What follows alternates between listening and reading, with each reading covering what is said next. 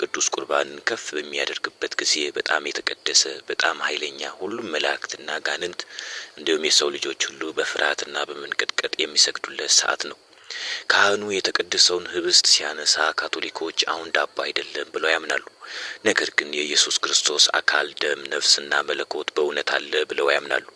ለምእመናን ጥልቅ የአምልኮ ጊዜም ነው። በቅዳሴ ላይ ህብስት ከፍ ሲደረግ ተምሳሌታዊ ምልክት ብቻ አይደለም።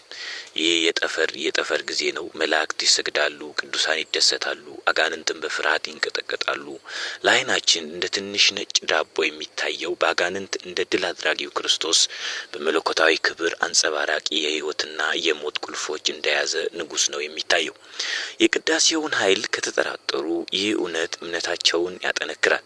ካህኑ ህብስትን ወይም ቅዱስ ቁርባንን ሲያነሳ ሲኦል ራሱ ይንቀጠቀጣል። አጋንንት ድል የተደረጉበትን ከፍ አድርጎ ያዩታል እና ጊዜያቸው አጭር መሆኑን ያውቃሉ። ስለዚህ በሚቀጥለው ጊዜ በቅዳሴ ላይ ሲሆን ጊዜው እንዳያልፍ አይፍቀዱለት። ካህን ህብስቱን ወይም ቅዱስ ቁርባኑን ከፍ ሲያደርግ በትኩረት በእምነት ይመልከቱ። በፍጹም ልባችሁም ለክርስቶስ ስገዱ። እናም የፍቅር ጸሎት በሹክሹክታ ተናገሩና ተገዙ። ጌታዬና አምላኬ ብላችሁ ክርስቶስን አናግሩ። ለቅዱስ ቁርባን ያሉት ፍቅር እንዲጨምር ከረዳኖ ለተጨማሪ የካቶሊክ ትምህርቶችና መልእክቶች ላይክ፣ ሼር እንዲሁም ፎሎ ያድርጉን።